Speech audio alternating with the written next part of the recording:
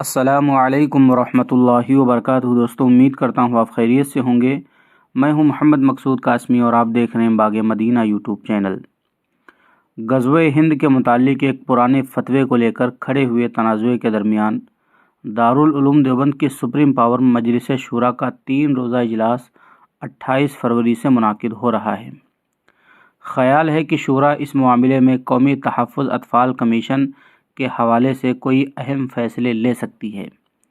ساتھ ہی دارالعلوم دیوبند کی on line فتویٰ سروس اور فتویٰ ویب سائٹ کو بھی بند کرنے پر غور کیا جا رہا ہے۔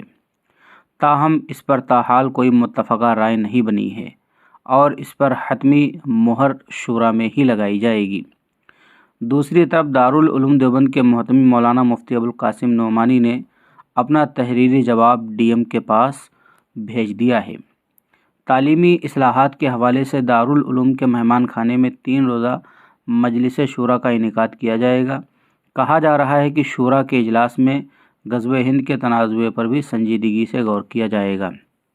خیال ہے کہ مجلس شورا کے ارکان NCPC-R کے ذریعے غزوہ ہند کا مسئلہ اٹھانے کے حوالے سے کوئی ٹھوس فیصلہ لے سکتے ہیں۔ دارالعلوم تنازعات کے بعد اپنی فتویٰ ویب سائٹ بند کرنے کا بھی منصوبہ بنا رہا ہے۔ تاہم اس حوالے سے ابھی حتمی فیصلہ نہیں لیا گیا۔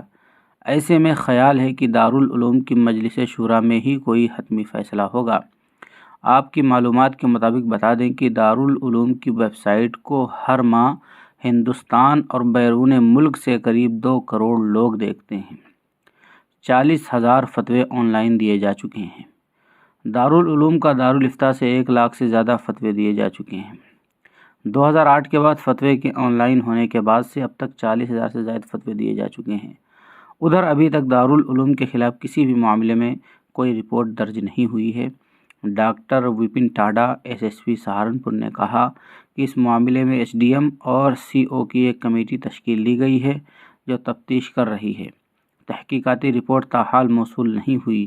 تحقیقاتی رپورٹ کی بنیاد پر مزید کارروائی کی جائے گی۔ تو دوستو، یہ تھی آج کی مختصر سی خبر دارالعلوم دیوبند کی مجلس شورا کے متعلق کہ 28 فروری سے دارالعلوم دیوبند میں مجلس شورا کی میٹنگ ہونے جا رہی ہے۔ دیکھتے ہیں کہ اس میں جو باتیں ذکر کی گئی ہیں، کیا فتوے کی ویب سائٹ کو بند کیا جا سکتا ہے یا کوئی اہم فیصلے لیے جا سکتے ہیں۔ جیسا بھی ہوگا انشاءاللہ آپ کو باخبر کر دیا جائے گا۔ اب آپ حضرات کا اس خبر کے متعلق کیا کہنا ہے، نیچے کمنٹ کیجئے۔ پہلی بار چینل پر آئیں سبسکرائب بھی کر سکتے ہیں۔ چلیے دوستو، پھر ملتے ہیں انشاءاللہ جلدی کسی نئے ویڈیو میں۔ السلام علیکم ورحمۃ اللہ وبرکاتہ۔